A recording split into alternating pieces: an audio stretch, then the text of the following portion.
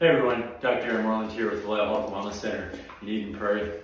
Just finished up a good leg workout. Just the dogs wanted to make sure that I did good. Hey, go upstairs. And so, just finished up a leg workout, and one of the things I do a lot in my legs is I like to do a lot of squatting. And so a friend and I, we were doing kickboxing yesterday, and we were just doing air squats. And I just noticed how he was doing them versus how I was doing them. And I've been doing them for many years, been doing them through CrossFit workouts. So I just want to show you the difference between how he was doing it and how I was doing it. So an air squat is just a body weight squat. And I think one of the keys to it is it's about creating elasticity in your body. Not really, I mean, it is strength too. You'll definitely work on your strength, but more elasticity. And so this is how he was doing his air squat. So he would come down like this and then stop, okay? Where I was doing my air squats, I would drop and I just dropped straight down and I dropped straight down. And so I could probably do 2 or 3 air squats to his 1 air squat, and more so because he was going slow, really working those muscles. So it's not necessarily a bad thing because he's working the muscles, but I like the air squat for really working on that elasticity and my hips and in my pelvis, trying to get some good motion in there. So I'm just going to show you some exercises I do. As recently I was watching a video with Peter Attia. I love Dr. Peter Attia. There's definitely some things I don't agree with him on, especially when it comes to how his view on cholesterol is, but there's a lot of things I do agree with. He's always got some great guests on. Well, he did a round table. The name of the video was talking about longevity. So I guess when I think of longevity, I think of how we can live longer. With maybe not even living longer, but just living better with the time that we have on this earth. And so there had 3 different people on there, and I knew the 2 of them, but I didn't know the one guy named Mike Boyle.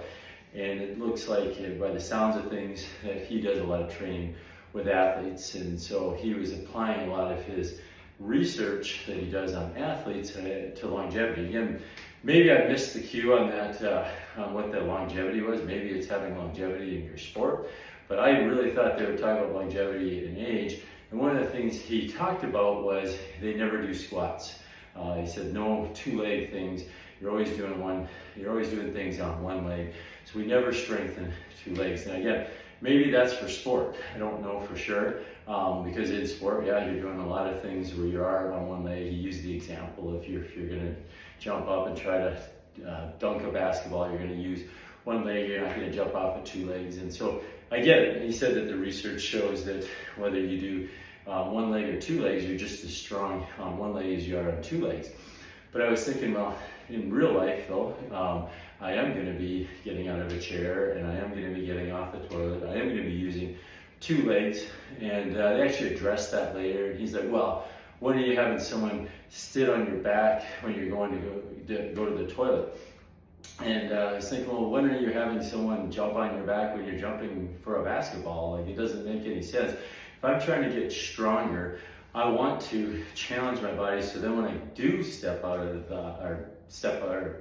jump off the toilet or get out of a chair, it's easy because I'm used to doing something heavier. Just like if I was training and I have to jump up to go get a basketball in a hoop, it's a lot easier when I don't have that weight because I'm doing things with weight. So I disagree. I think we should be doing squats, but I also think we have to do them right. One of his big concerns was it's not if you're going to get hurt, it's when you're going to get hurt when you're doing squats. And so now they're talking about hurting their back. And I remember years ago I was diagnosed with what they call a spondylolisthesis in my low back, and kind of told don't ever put like real heavy weight on your back. So I kind of stayed away from squats. And I remember when I was in chiropractic school, we went down to the gym, and there was a guy down in the gym, and he was squatting like 500 and some pounds, big power lifter. And we got talking, and he said that he had actually blew out 3 discs in his low back. Can't remember how he was doing it, if it was a deadlift or what. And he said that how he fixed his low back was doing squats, and actually really deep squats. And so not only did he say I should be doing squats, but I should be doing deep squats. And so, and up to that point, I would constantly get some back pain because I had that spondylolisthesis, and just kind of believe, well, that's part of having a spondylolisthesis. You should always have back pain. And so I started doing deep squats. And so obviously when you're doing deep squats, you want to make sure you're doing good technique. And you want to, like when I was doing squats before I was told about the spondylolisthesis, I would go only to 90 degrees, because in the 80s and 90s, that's what we were told. Don't ever squat beyond 90 degrees, and don't ever let your knees travel in front of your toes. And so it's so interesting, because now we're seeing everybody saying that you should do deep squats, and they should actually, there's the guy called knees over toes guy, and he actually wants your knees to go over your toes. Again, not with real big heavy weight on it, but having that mobility to be able to do so. So I'm going to show you a squat, and so this is how I do squats. I'll usually get up to a heavier weight, but I'm going to show you with a lighter weight just because I want to sit at the very bottom and show you why a deep squat is really a good thing to do, and then why I think squatting is a really healthy thing to do. I think you kind of all heard, or maybe seen, the Asian population is there's a thing called a Chinese squat, where they'll just literally, they wouldn't sit on this bench, they'd be sitting here talking to me or talking to you guys like this. They would be sitting in this deep squat, okay?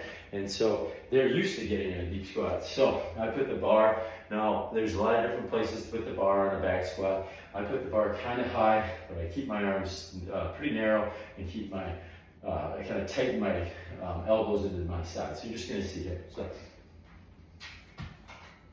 So I come like this, and then I'll squat down, and I come all the way down, and then I come straight back up again, okay? And so why that's healthy is because it does get your back, that L5, S1 that I've talked about in previous videos, it does get that moving, and it's really important that you get that moving, because it can kind of get locked up, and then it causes that disc to age.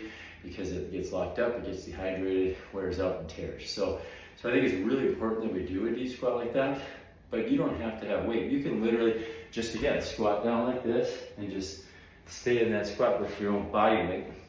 But I feel like having that weight, pushing that, those legs to get stronger, will make it so that as I do get older, that it'll be easier for me to get out of a chair or off the toilet. So I'm going to show you a progression, because most people aren't just going to go right to that weight if they're not doing squats at all, or if they are doing squats and they're not going deep.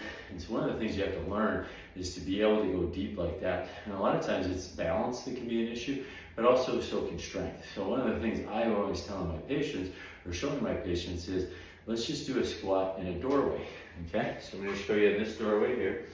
So one way you can do it is you just grab onto the door frame, and you just squat back, and you can sit back, and you just squat down. You can just hold, use as much of your hands as you need, and then eventually you squat down. You don't need to use your hands, okay? But at first you might have to lean way back, okay? Another way to do it is to reach inside the door like this, squat back, and then just hold with my arms assisting it, okay? So that's another way to do a deep squat. Another one I'll show you. I'm just going to grab a goblet or a kettlebell. And this, by using a kettlebell, what it does is it makes it so that you have to lean back, because the kettlebell wants to pull you forward. So you just pull the kettlebell up into grabbing its horns like this, and just squat down like this, and then come back up again, okay? So I'll show you from the side. So I come down. You can even sit in that for a little bit, and then come back up again. So that's a goblet squat. And again, why is that important? Gets that moving. Also is really important because it helps actually with digestion. And so I remember reading this article called Fear the Squat No More. And it was around the same time that I was starting to get back into doing squats. And so I started looking at things on the internet, and I found this article. I don't remember, it's Dr. Pavel, I can't remember his last name, but he was talking about doing squats and doing them nice and deep, and how that helps with digestion.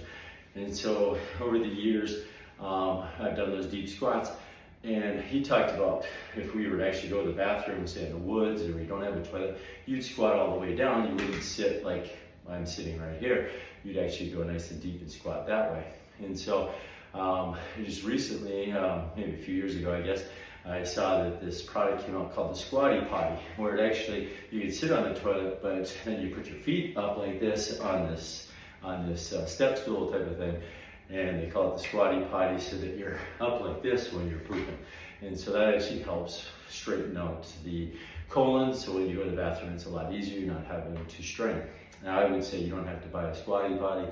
You could buy a little step stool and just put your feet on that. So anyways, squatting I think is really important. Now, he had talked about doing a lot of one-legged things, and so I find that doing those one-legged exercises are just as important as doing the two legs, but it's really important that we do both, I think. And so one of the exercises I did today was a Bulgarian split squat, and there's a lot of variations of how you can do that. I like to do with dumbbells, but then I just take my foot like this, and then I just come straight down like this, and I come straight back up again. That's one variation. Another variation is I could do a longer one where I'm going to get more of my hamstrings, so I step out further and come way down, and I really get my hamstrings and actually a lot of my glute as well. So when I'm training legs, I am going to do two-legged, I'm going to do one-legged, because I think for longevity, if you think about, and we see it, my wife owns a memory care facility,